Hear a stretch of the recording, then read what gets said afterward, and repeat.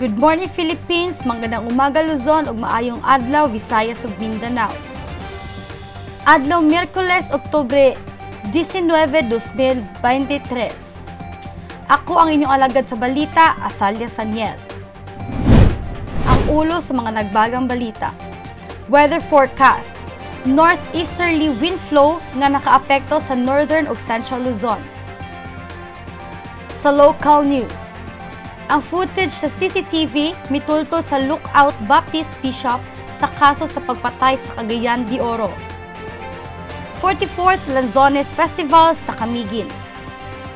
Ang panahon sa kampanya alang sa mga kandidato sa BSKE nag-umpisa na. Sa national news, unsa ang saktong gidakon sa campaign banners o tarpaulin para sa BSKE 2023?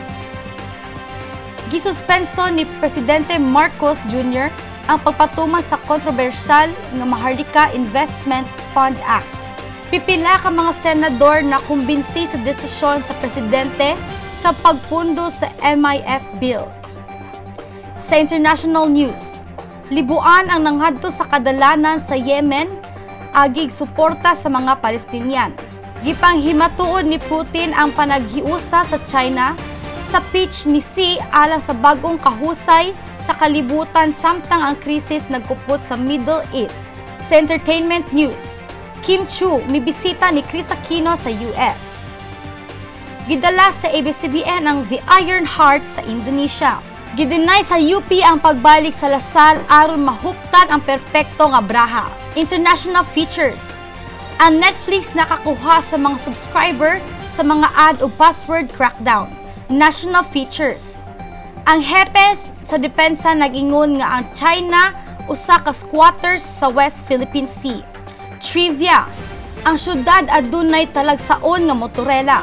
O magpadayon kitag paminaw sa news diri sa Pinoy Rob News Channel.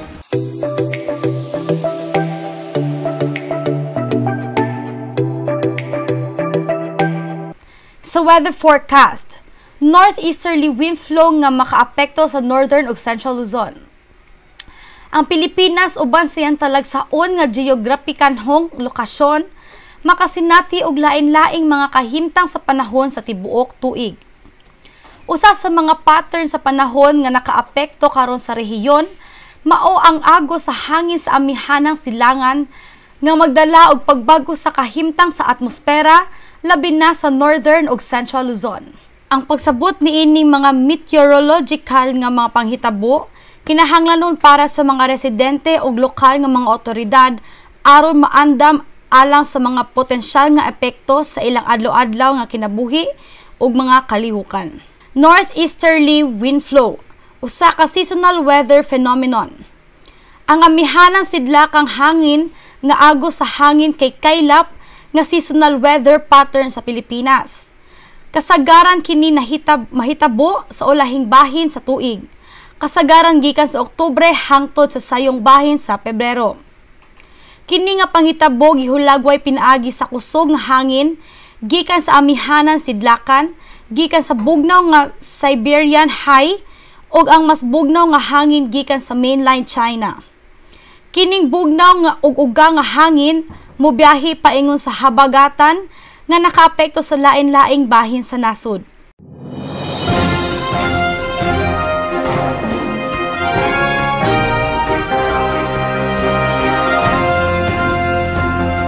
Sa local news, ang footage sa CCTV mitultol sa Lookout Baptist Bishop sa kaso sa pagpatay sa Cagayan de Oro. Giila sa mga saksi ang gingong gunman ug usa ka lookout sa pagpusil patay sa 2023 Mr. Cagayan de Oro candidate Adrian Rovic Fornillos niadtong Mayo 9 pinaagi sa CCTV footage. Ang giingong lookout maoy nidala sa mga investigador sa kapulisan ngadto kang Lapasan Baptist Church Bishop Denver Andales. Kinsa gipasanginlan nga maoy utok sa pagpatay. Ang mga kopya sa affidavit ug ang resolusyon sa mga prosecutors sa Cagayan de Oro nga nakuha sa Rappler ni adtong Martes, Oktubre 17, nagpakita nga ang driver ni Andales nga si Pastor Jethert Nonot giila nga lookout. Ang resolusyon nagpakita sa tulo ka John Does Bisan pa sa affidavit sa key witness, nitumaw ang ngalan sa laing suspect. 44th Lanzones Festival sa Camiguin.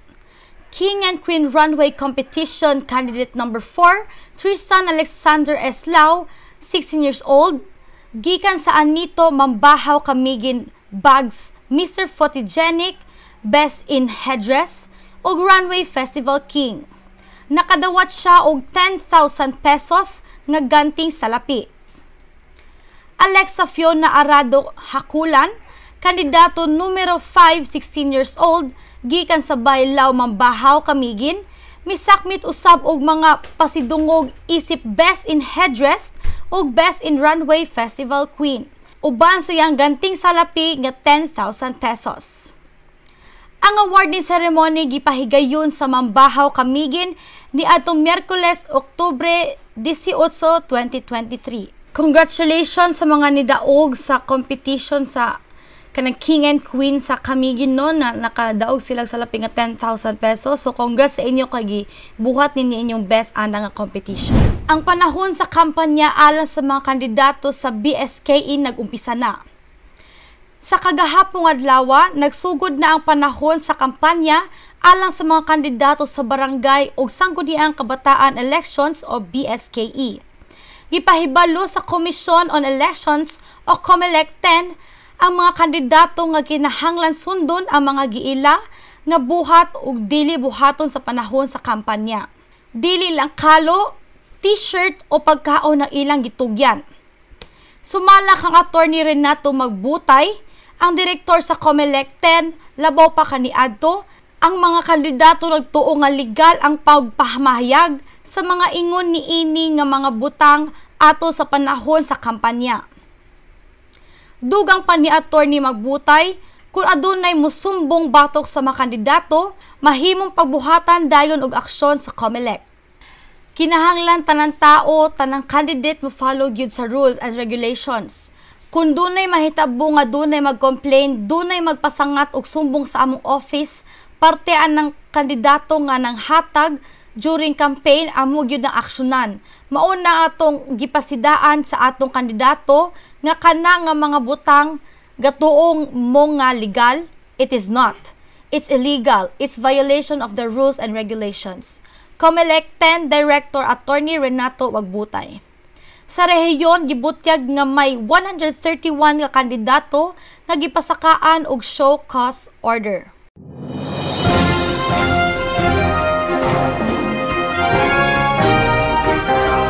O ganiata sa to national news nga bahin. Unsa ang saktong gidak-on sa campaign banners o tarpaulin para sa BSKE 2023?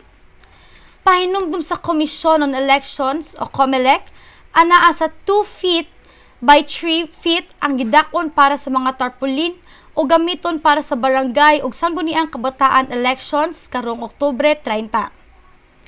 Muarangkada na sugod karong adlaw hangtod 28 ang campaign period para sa tanang kandidato sa BSKE. Gawas paani, bawal usab ang paghatag sa mga butang nga adunay kantidad nga estilo sa t-shirt, kalo, payong, bowler, tuwalya, pamaypay, ballpen ug bag isip campaign materials. 5 piso kada butante ang pamantayan sa mga kandidato para sa mga gastusin niini sa kani-kanilang mga kampanya. Ang tanan nga gasto o resibo mahimong makita sa ilang Statement of Contributions and Expenditures. Mga karab, angay gyud ta mag-vote wisely sa atong mga ipagboto sa mga labi na sa mga kanang sangguniang kabataan bitaw. Mahimo nga mag-vote gyud ta kisa dili lang sa tungkol sa mga pahumot nila or mga ilang kung dili dapat gyud ka nang naay action gyud ang ilang pag naitumong ilang pagrehistro dira pagdagan diha sa BSKE. Gisuspenso ni President Marcos Jr. ang pagpatuma sa kontrobersyal nga Maharlika Investment Fund Act. Si President Ferdinand Marcos Jr. may barog sa pagpundo sa hinungdanon nga Maharlika Investment Fund Act. Gipasabot sa Malacañang nga gitudlo ni President Marcos nga isalikway una ang pagpatuman sa Implementing Rules and Regulations o IRR alang sa maayong pagsulay sa paggamit sa pondo ubos sa mas makatarunganon o klaro nga sistema. Base sa memorandum nga gipagawas ni Executive Secretary Lucas Bersamin niadtong Oktubre 12, gipadangat ni President Marcos ang direktiba ngadto kang Bureau of Treasury Officer in Charge Sharon Almanza, Land Bank of the Philippines President and CEO Lynette Ortiz, o Development Bank of the Philippines President and CEO Michael De Jesus aron sa pagsuspenso sa IRR sa MIF law.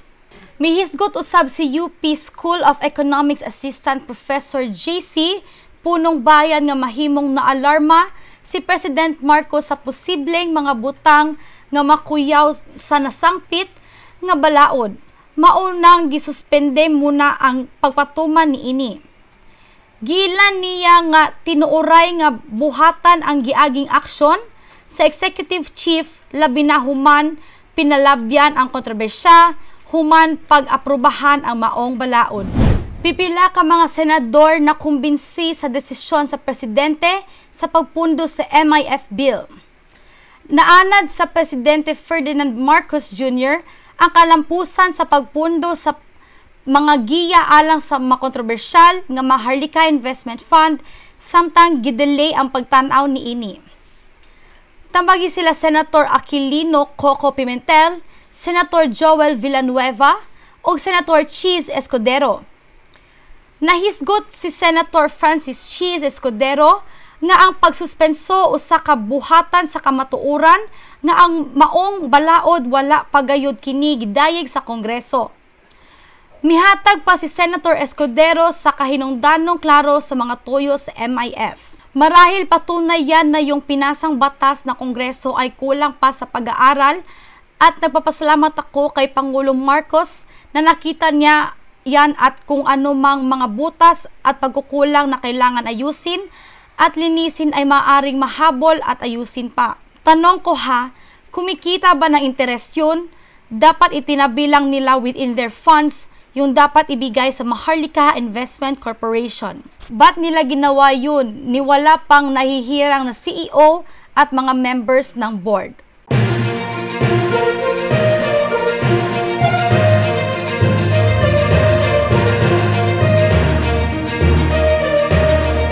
Ipanghimantuod ni Putin ang panghiusa sa China sa pitch ni Xi alang sa bagong kahusay sa kalibutan samtang ang krisis nagkupot sa Middle East.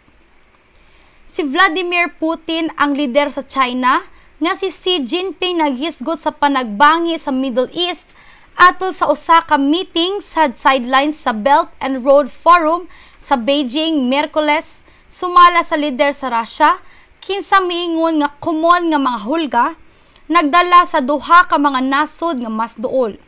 Ang international nga panagtapok nga nakakita sa mga lider o mga representante gikan sa mga nasod nga kasagaran sa Global South nagtigom sa kapital sa China. Nahitabo sa ilawom sa landong sa gubat tali sa Israel og militanteng grupo nga Hamas nga naghulga sa pag-uswag ngadto sa mas lapad nga panagbangi sa rehiyon. We discussed in detail the situation in the Middle East.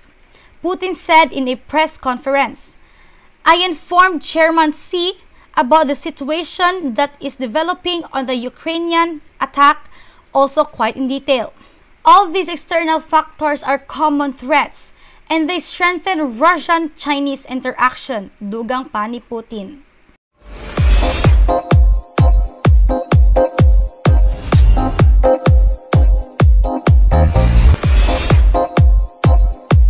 Sa entertainment news, Kim Chiu mibisita ni Kris Aquino sa US.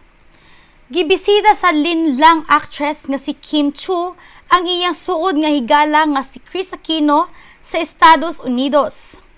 Sa Instagram, gipaambit ni Aquino ang video sa pagbisita ni Chiu. Sa caption, gipadayag ni Aquino ang iyang gugma kang Chiu kinsa iyang gitawag nga panganay o unang anak. All I can say is I love you.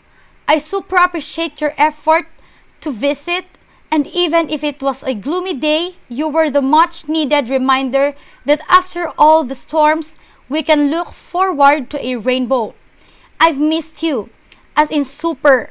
50% less yung sakit nung biological injectable ko at 1 p.m. after seeing you. Please visit again and often. Diba may bedroom ka na? Thank you for until now 16 years and counting, genuinely caring for and trusting me. Super sad your ka-birthday because he arrived 10 minutes after you left. Sulat ni Aquino. Og nakasaga pagtagbalita about kang Chris Aquino mga karabno nga okay ra gyud siya dito sa iyang lugar karon kung asa siya dapit, and gibisita siya ni Kim Chu kay close friends man ni sila, so iyang ingon nga panganay. So maayo kay dapoy ni visit ni Chris Aquino nga iyang gituring nga pamilya, so muna siya paayo kang Chris Aquino diha sa Estados Unidos. Gidala sa ABS-CBN ang The Iron Heart sa Indonesia. Ang The Iron Heart, ang hit kapamilya action series nga gibidahan ni Richard Gutierrez, gipasalida na karon sa libreng TV channel sa Indonesia nga ANTV isip Apollo atol sa Asian drama time slot niini og gidub sa bahasa Indonesia. Kauban sa pagpasalida niini sa ANTV, ang The Iron Heart tahimong hit sa nga Filipino audience. Makanunayon nga nakakuha og taas nga numero sa viewership sa YouTube pinaagi sa kapamilya online live. Gitapos sa pasundayag ang lokal nga pagpasalida niini sa taas nga nota kaniadtong Biyernes, Oktubre 13, nakakuha og 437,535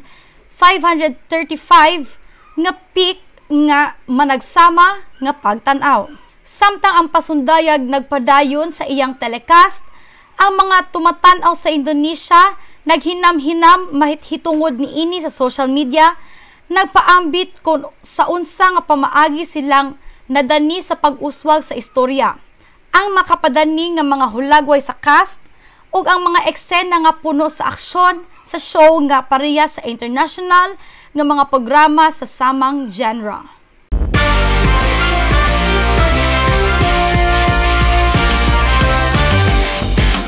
Sa sports news, gidinay sa UP ang pagbalik sa Lasal aron mahuptan ang perpekto nga baraha.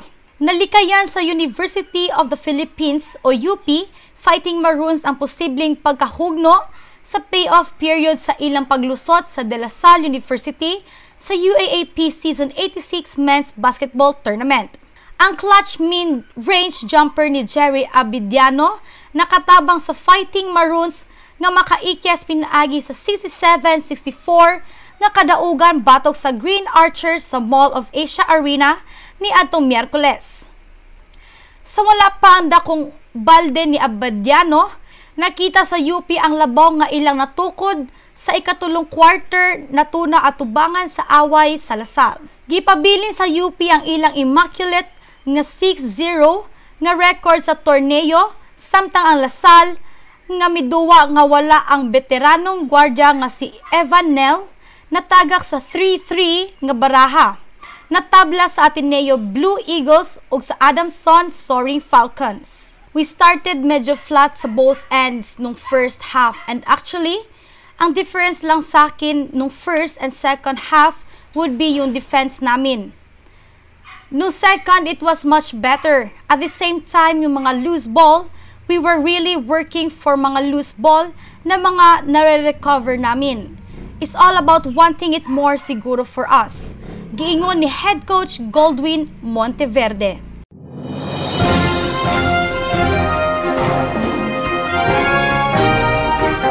Og dirita sa international feature. Ang Netflix nakakuha sa mga subscribers sa mga password ug ad crackdown. Ang Netflix kaniadtong Miyerkules nag-ingon nga ang mga numero sa subscritor mitubo hapit 11% ngadto sa 247 million sa bag-o lang natapos nga ikatulo nga quarter tungod kay gipugngan niini ang pagpaambit sa password o gipino ang usa ka level nga gisuportahan sa ad.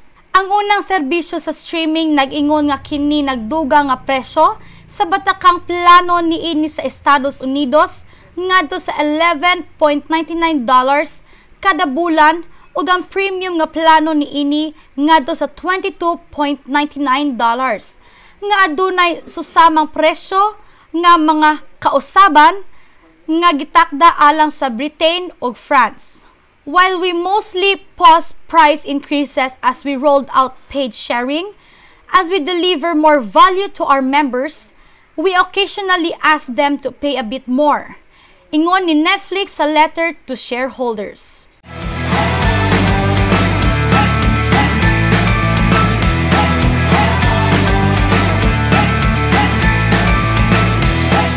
Og sa trivia CDO, ang syudad adunay talagsaon nga motorela. Gikan sa mga sakay sa jeep hangtod sa labing barato nga plitihan sa taxi, makaingon kitang tanan nga ang Pilipinas adunay usa sa labing barato nga plitihan sa pag-commute sa East Asia. Samtang giawhag nga ang mga langyaw nga turista kinahanglan nga mosulay sa pagsakay sa jeepney ug multicab, usa ka gamay nga bersyon sa jeepney, bisan kinsa nga nagplano nga moadto sa syudad kinahanglan usab nga mosulay sa motorela. Ang motorela sa CDO kung itandi sa tricycle sa ubang syudad, usa sa matang niini sa setup o disenyo. Dili sama sa ubang mga rehiyon sa Pilipinas nga nagamit sa tricycle nga matang sa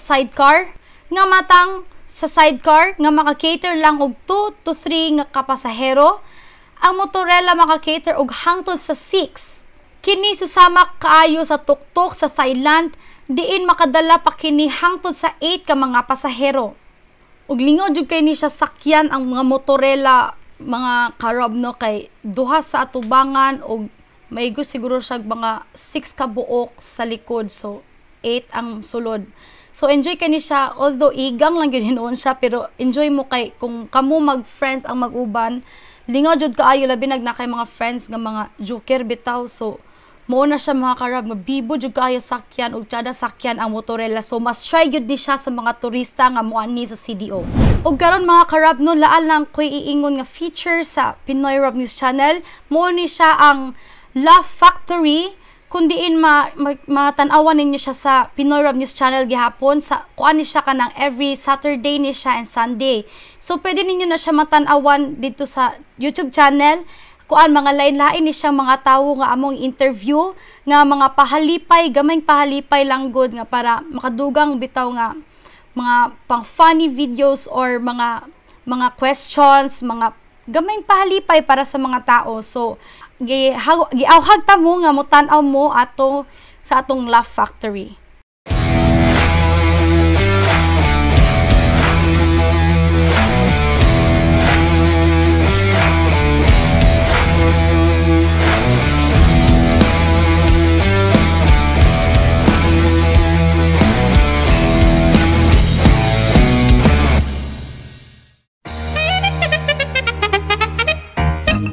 Mayong buntag diha mga karab, welcome sa Pinoy Rob Channel sa Laugh Factory niya nga segment.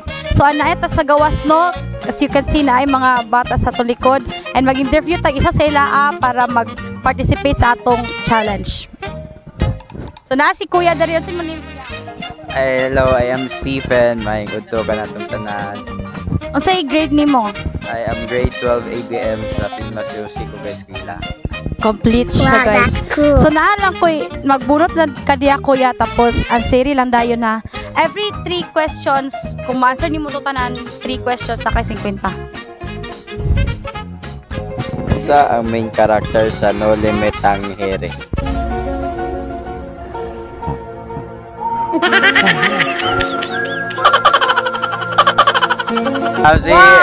Si Rizal. 1,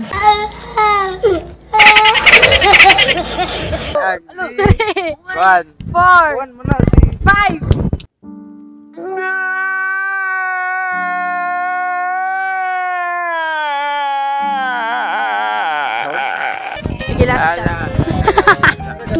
Ang answer kay si Crisostomo Ibarra. Yes. 6, 10, 20, 30, 40, 50, 60, 70, 80, 90. Unsay sudod sa 90? 91. Wow. Okay, next. Next kay enumerate ang the three states of matter. Solid, gas, liquid. Wow. Very good. Gapaminaw sa science, guys.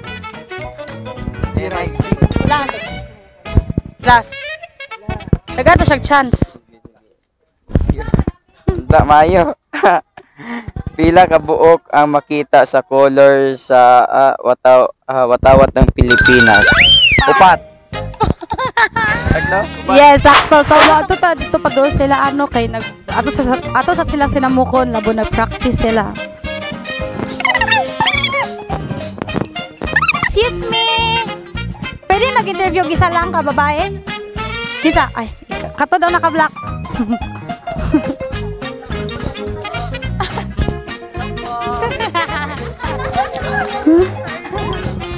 Ay, say mo name.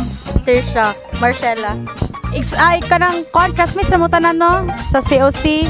So na ipabunot lang naman ang ipabunot sa imo and if maka-answer kag tulo ka questions na akay Ay, okay.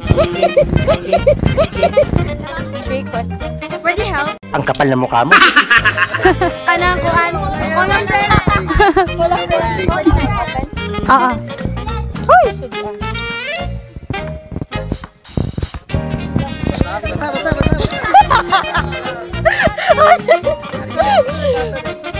Unsay pangunom nga planeta sa solar system nga duol sa sun? 5,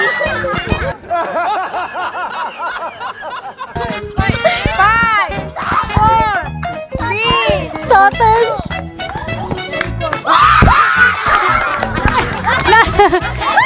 Namina sa science. Namina sa science. Namina sa science. Sige, next. Ito si Quinta, guys. May isa nga question si Quinta. Kaya tuloy. Ay, kinahanglan makakuha ng 3 questions. Emotional, damn it! Oh my! Unsay mas bugat, 1 kilo nga cotton or bato? Bato.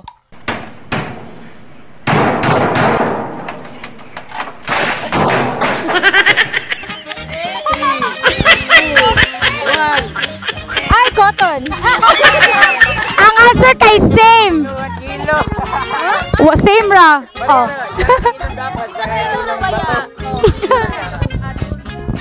Ay, last question na nung unsa mo kami.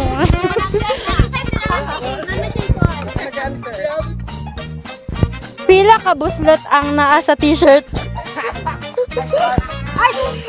Wala.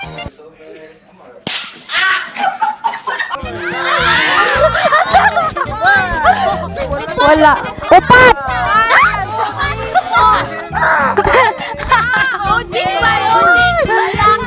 Thank you sa pag-participate. So dapat interview lang no kay murag fun kayo ni siya i-interview. Ali dare. Unsay name di mo? Azalea po, O pala edad? 18. Okay, 18. So na may pa buro si Moa. If makasya kag 3 questions na kay 50 ha. Opo. Si Bakong yun.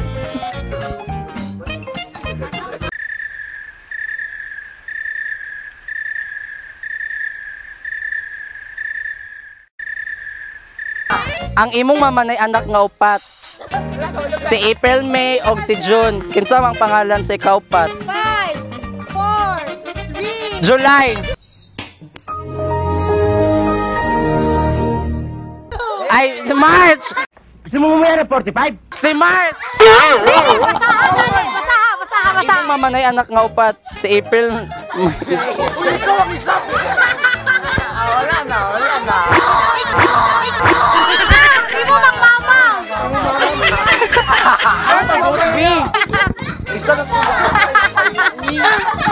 Better luck next time. Napay tulo ka question. Masudaan na biya ni na mo tidu.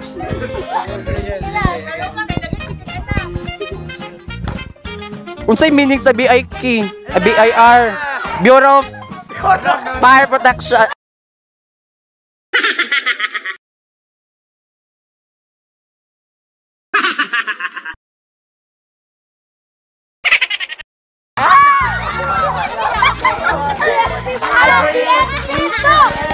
Kisay maestrahan ni nila, Bege. Wala may absent mi ano. Ay, absent ka ano, guys? Ay mo sa pagkuan kay kuan man ni siya last. Hala, last na ni na. siya. Wala dapat matubas niya. Wala kuy kuon. Unsay meaning sa DPWH? Department of 3. Welfare and Gunggong! Barinig kita sa mukha eh.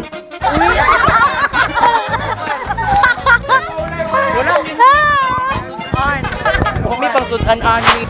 So mga karab na napunta dari sa lain nga dapit no. So mangita na putag mga tao nga atong interview karon. Nay isa ka estudyante dere nga atong interviewhon. Unsay nga lang.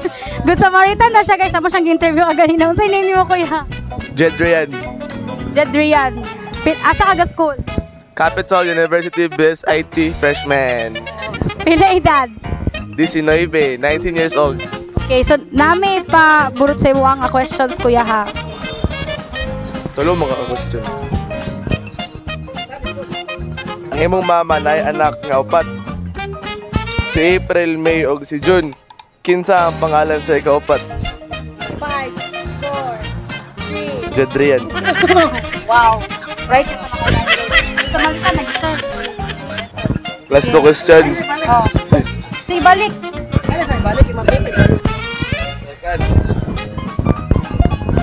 Be? Sa Philippine history, unsay meaning sa KKK? Katapan-tapa, kagalang-galangan, katipunan. Taka raman ka. Sakto, good.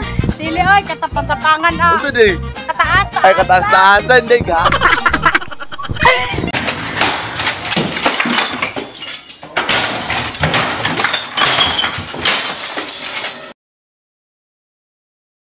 Okay, last question.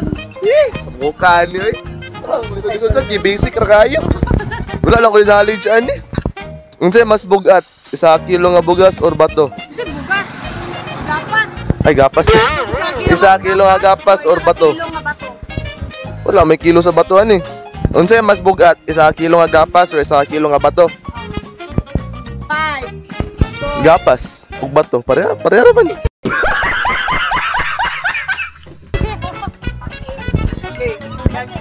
Sige, last question pa mga kagas.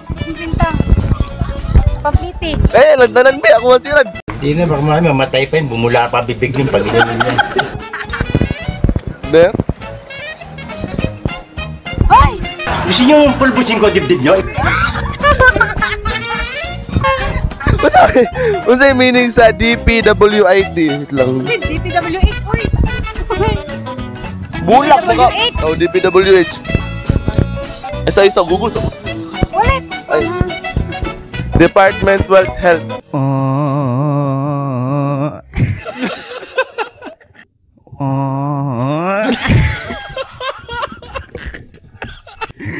لا كورة دوك تغني دروك ايوا صح خلاص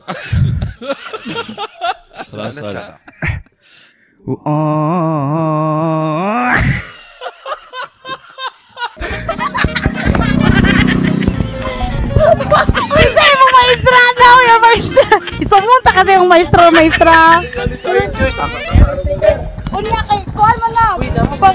Oh! Absent. Ala gani ko kanang karon nga. Gakating yun. Pangka kay ka dyan, gakating.